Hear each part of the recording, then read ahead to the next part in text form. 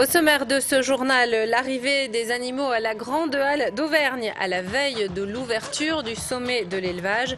1900 bêtes seront sur place pendant les 3 jours de ce grand rendez-vous agricole. La municipalité de Perrier s'organise 8 jours après l'incendie qui a ravagé la quasi-totalité de ses locaux. Nous ferons le point sur place avec le maire de la commune. Nous entendrons également Morgan Parra dans ce journal. Il a été élu meilleur joueur du top 14 pour l'an dernier.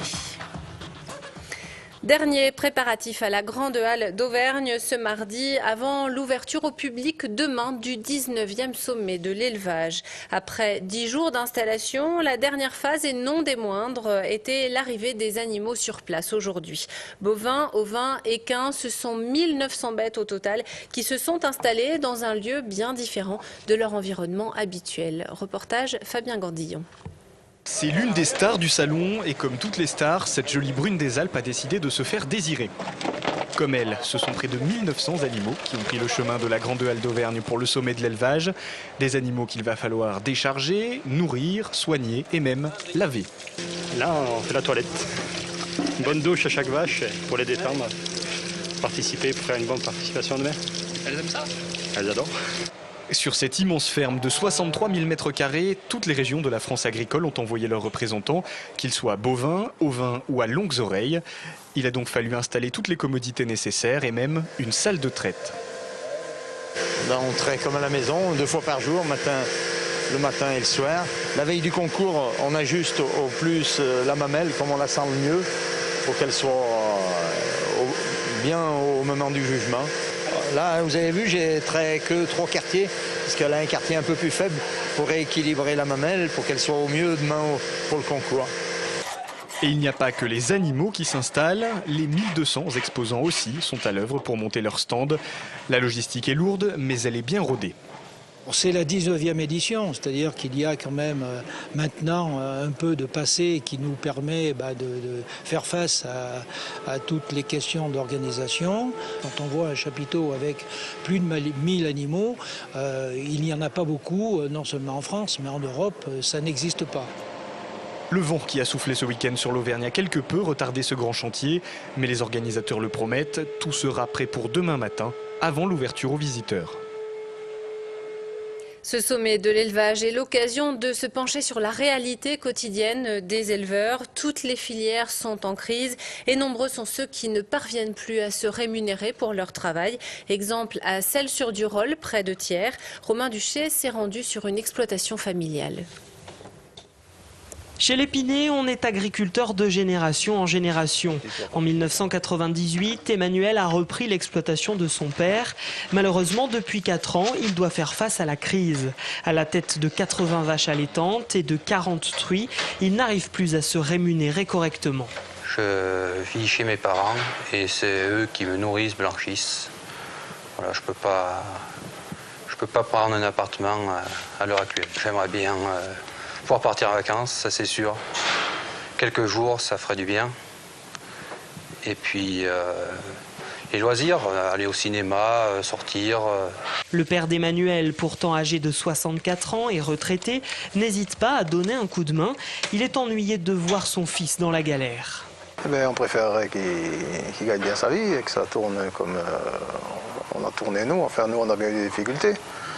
Mais quand il y avait une affaire qui marchait mal, il y avait une autre qui marchait de l'autre côté, on arrivait quand même toujours à s'en sortir. À l'heure actuelle, pour produire 1 kg de viande, Emmanuel dépense 3,60 € et il n'est payé que 2,80 €.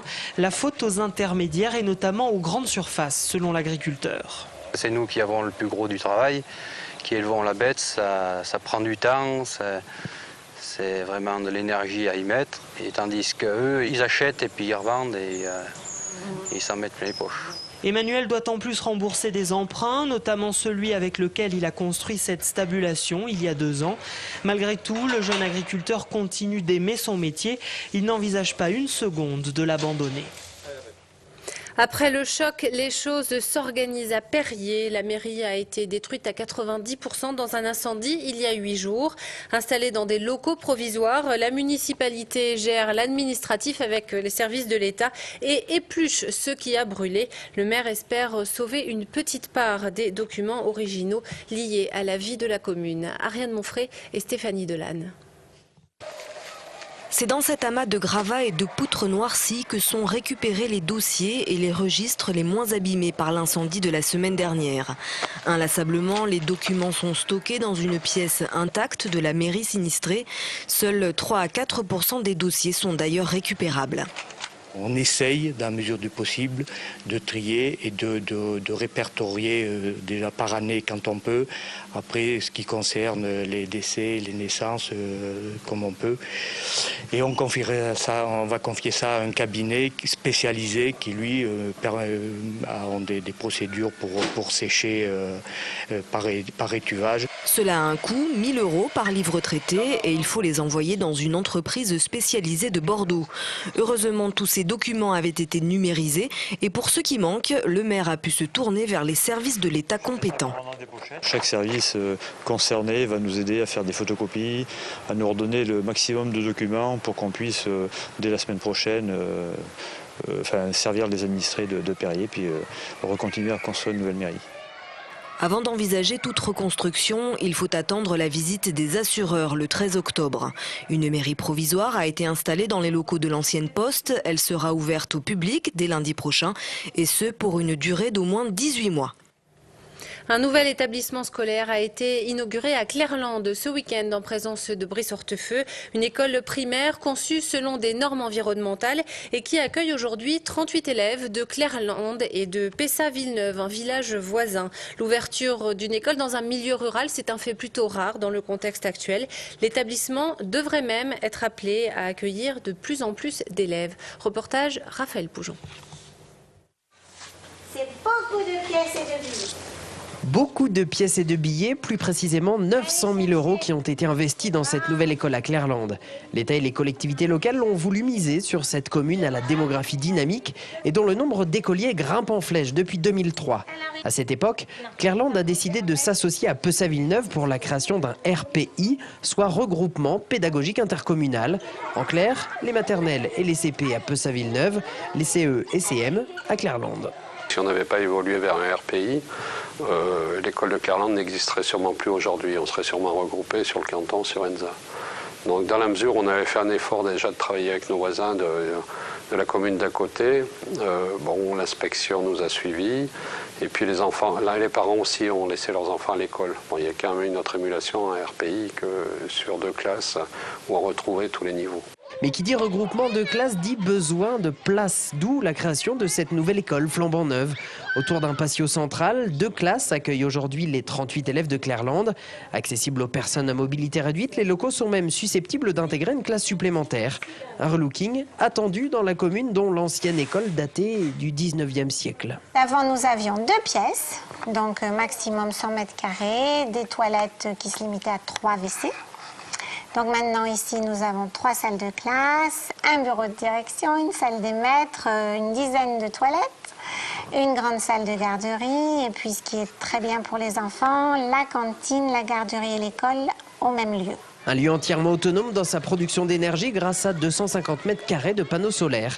Ce souci du développement durable se traduit également par la navette quotidienne entre les 2 écoles de Pessa-Villeneuve et de Clairlande, 2 villages qui ont su guider leur avenir sur le chemin des écoliers. C'était la fête du rugby hier soir à Paris et du même coup celle des Clermontois. Les champions de France ont été récompensés par leur père lors de cette nuit du rugby. Vern Cotter et Joey Schmidt ont reçu le prix du meilleur staff et c'est Morgan Parra qui a été élu meilleur joueur du top 14 pour l'an dernier. Sa réaction est celle de l'un de ses coéquipiers au micro de Grégory Gomez. Très content, déjà je m'y attendais pas du tout, ça fait plaisir d'être élu par les autres joueurs. Maintenant, je pense que je le dois beaucoup aussi à l'équipe aujourd'hui qui m'a permis déjà de passer un cap en arrivant à Clermont et qui m'a permis de découvrir mes premières phases finales qui sont plutôt bien passées dans l'ensemble. Et aujourd'hui, tout seul, j'aurais pas pu faire tout ce qui s'est passé. Et donc, les coéquipiers, je leur dois beaucoup pour ce titre. Il est arrivé ici dans une position pas facile parce que voilà, il est arrivé après Pierre Mignoni, après 6 ans de Pierre ou 7 ans de Pierre. Et c'était pas évident, il a été beaucoup critiqué, malgré son jeune âge. Il a réussi à montrer à tout le monde que voilà, c'était lui le patron. Avec son tempérament bien trempé, on va dire, il a montré quel jour il était et moi je suis très fier de lui. C'est la fin de ce journal. Merci de l'avoir suivi. Dans un instant, je recevrai la présidente de l'AFEV Auvergne.